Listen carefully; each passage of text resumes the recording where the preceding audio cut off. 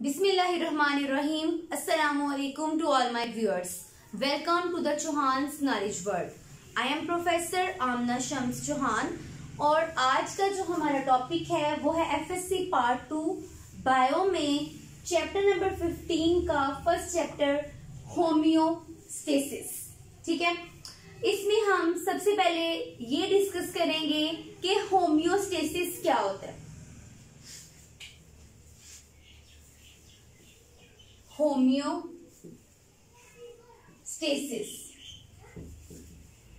Homeostasis की first of all definition लिख लेते हैं। The protection of internal environment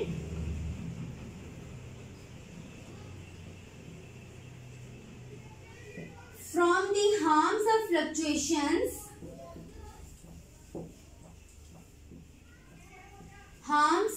fluctuations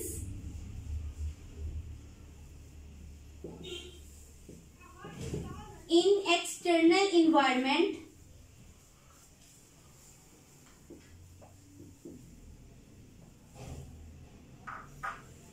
is termed as homeostasis।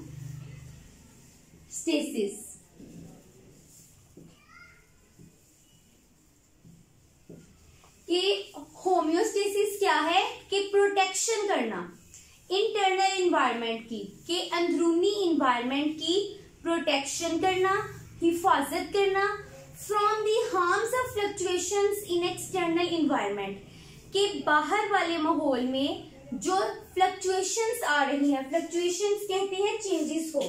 ठीक है, फ्लक्चुएशंस क्या है? चेंजेस।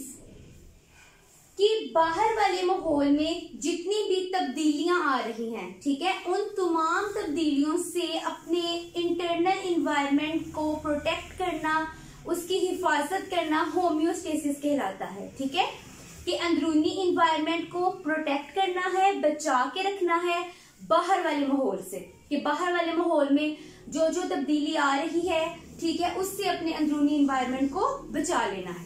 ठीक है, उसके बाद हम नेक्स्ट डिस्कस कर लेते हैं कि होम्योस्टेसिस के कंपोनेंट्स क्या हैं। ठीक है,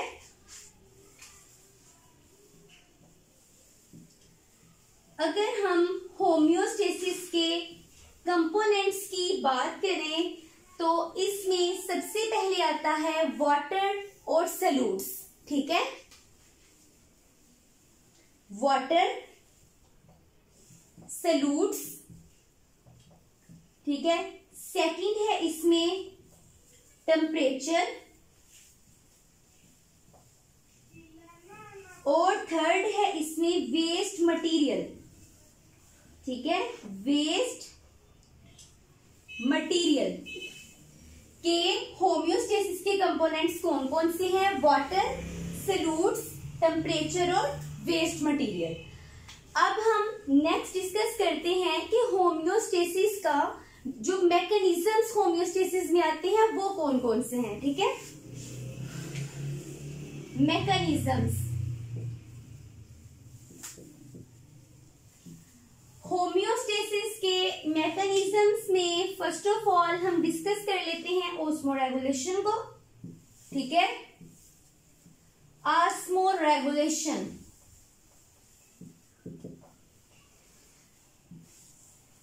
सेकंड है इसमें एक्सक्रीशन और थर्ड है इसमें थर्मोरेगुलेशन।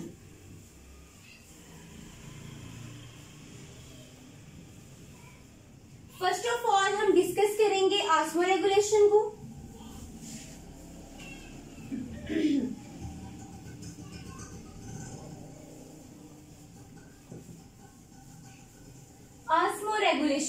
ऑस्मोरेगुलेशन में क्या होता है कि वाटर और सॉल्यूट इन दोनों चीजों को मेंटेन किया जाता है। ठीक है, इसमें ऑस्मोरेगुलेशन में कौन से कंसिडर होती है चीजें? वाटर और सॉल्यूट्स। अब इसकी डेफिनेशन लिख लेते हैं हम कि the mechanism of regulation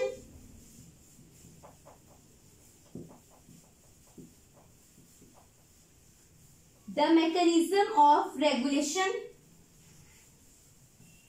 generally between organisms and its environment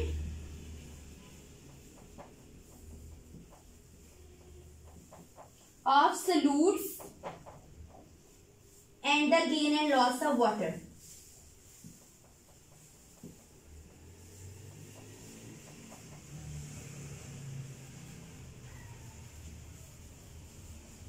ठीक है कि ऑस्मोरेगुलेशन क्या है कि the mechanism of regulation, regulation करना, ठीक है, रेगुलेट करना किसके दरमियान में, ऑर्गेनिज्म और उसके इन्वायरमेंट, ठीक है, ऑर्गेनिज्म और उसके इन्वायरमेंट के को क्या करना, रेगुलेट करना। इन दोनों चीजों में किस चीज को, सॉल्यूट्स को भी और वाटर को भी, ठीक है, कि इसमें वाटर और सॉल्यूट इन दोनों चीजों को रेगुलेट किया जाता है, मेंटेन किया जाता है, ठीक है।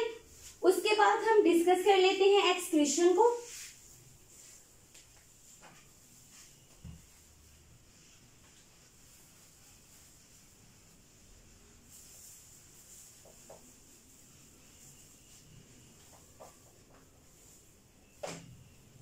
अच्छा जी, एक्सक्रीशन क्या है? एक्सक्रीशन में वेस्ट मटेरियल कंसिडर किया जाता है, ठीक है। इसमें किसकी बात होगी, वेस्ट मटेरियल की।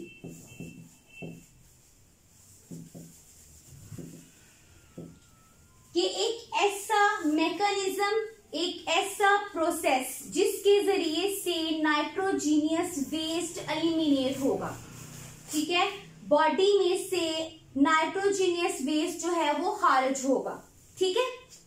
ये क्या है कि एक ऐसा मैकेनिज्म है जो कि क्या करता है, एलिमिनेट्स करता है, mechanism which eliminates nitrogenous waste, ठीक है, कि एक्सक्रीशन के प्रोसेस में क्या होता है कि नाइट्रोजीनियस वेस्ट को बॉडी से एलिमिनेट किया जाता है, खारिज किया जाता है, निकाला जाता है, ठीक है। उसके बाद हम इसमें थर्ड डिस्कस कर लेते हैं, thermoregulation. Thermoregulation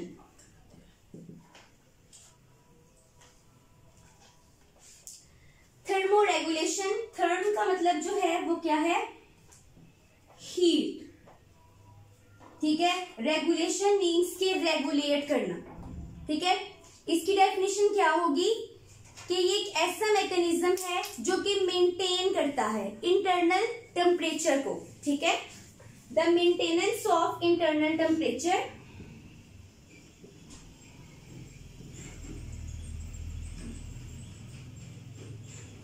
the maintenance of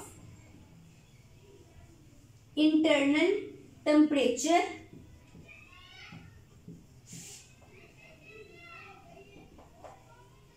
within a tolerable range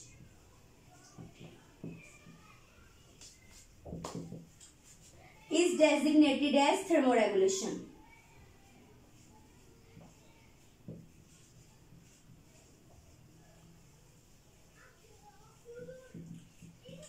कि ये एक ऐसा प्रोसेस है, एक ऐसा मैकेनिज्म है कि जिसमें मेंटेनेंस की जाती है, मेंटेन किया जाता है इंटरनल टेम्परेचर, कि अंदरूनी टेम्परेचर को इसमें मेंटेन किया जाता है, ठीक है, एक रेंज के मुताबिक, कि जिस जोन से रेंज चाहिए बॉडी को उस रेंज के मुताबिक टेम्परेचर को मेंटेन किया जाता है। अब इसमें हम एग्जांपल ले लेते हैं कि जिस तरह हमारी बॉडी का टेम्परेचर जो है वो 37 है, ठीक है।